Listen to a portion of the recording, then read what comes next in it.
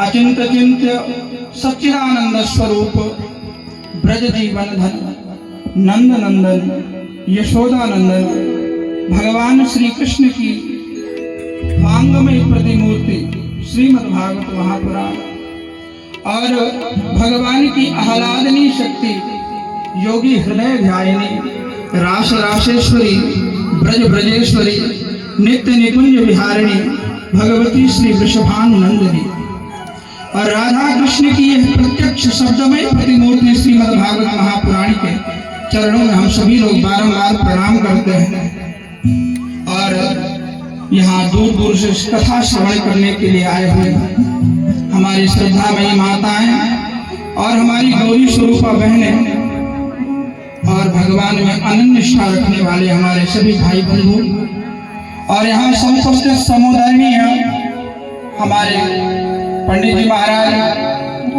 हमारे गुरुदेव भगवान जिनका आगमन इस कथा में हुआ और गुरुदेव के आगमन से यह कथा धन्य हो गई।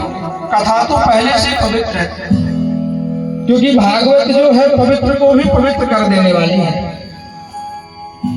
शौनकादिक ऋषियों ने सूत जी से प्रश्न किया कि हमें ऐसा कोई साधन बताइए जो पवित्र को भी पवित्र कर दे। तो पवित्र को भी पवित्र करने वाली भगवान की यह कथा है जिसके श्रवण के लिए हम लोग यहाँ उपस्थित हुए हैं। तो ऐसे दिव्य सौभाग्य में गुरुदेव भगवान के यहाँ पधारने से हमारा जो कथा है हमारा ये जो प्रांगण है कथा का ये परम पवित्र हो गया। परम पूज्य गुरुदेव भगवान के पावन युगल चरण कमलों में बारंबार प्रणाम। और यहाँ हमारे जो ज्येष्ठ भ्राता हैं उन सबको यहाँ व्यासपीठ की ओर से जय श्री राधे जय श्री कृष्ण।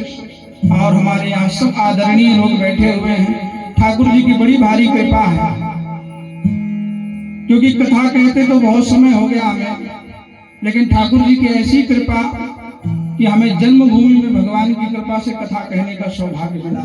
इससे बड़ी सौभाग्य की कोई दूसरी बात। जब राम जी ने लंका पर विजय प्राप्त करी लक्ष्मण जी ने कहा प्रभु यहीं रह जाते हैं।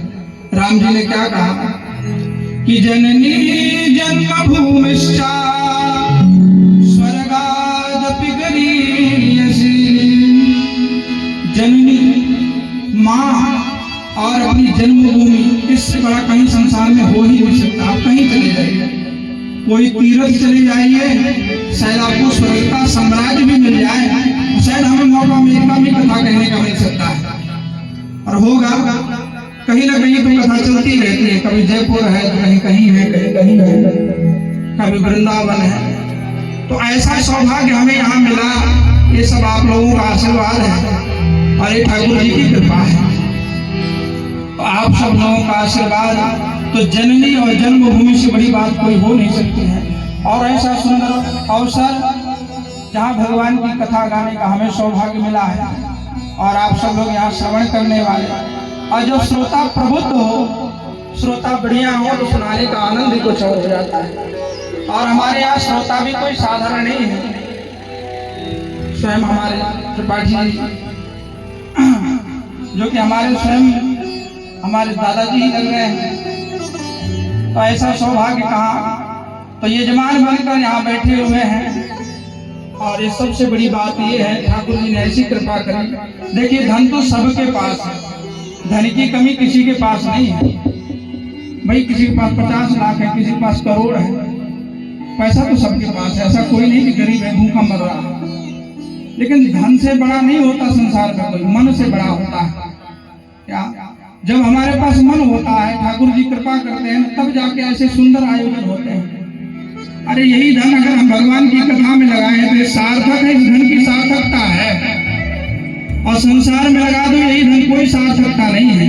अब कितने दिन से आप लगाते आ रहे हो और लगाते जाओगे, बेटों में, पोतों में, दादाजी में, परदादाजी में लगता ही जाएगा, इसका कोई अंत नहीं है।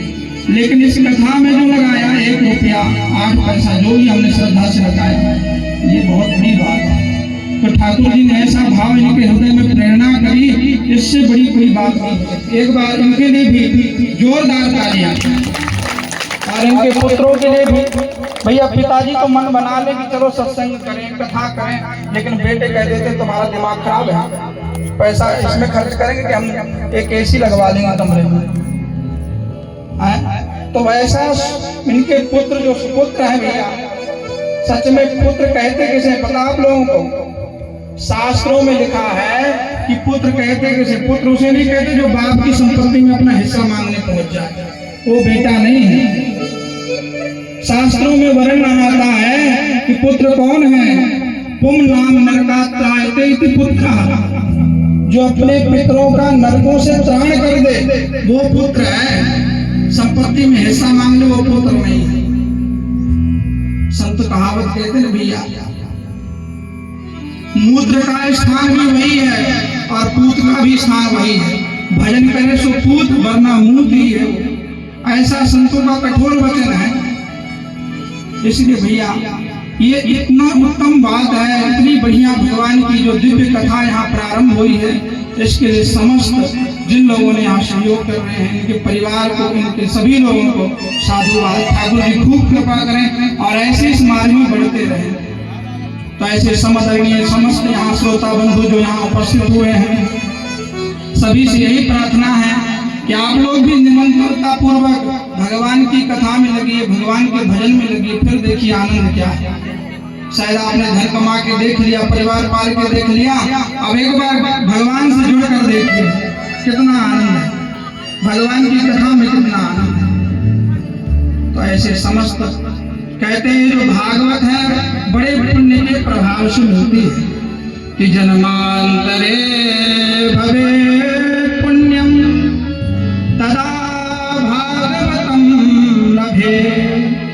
एक जन्म के नहीं, दो जन्म के नहीं, जन्म जन्मांतर के, युग युगांतर के, कल्प कल्पांतर के जो पुण्यों का उदय होता है, तब श्रीमद् भागवत श्रवण का सौभाग्य मिलता है।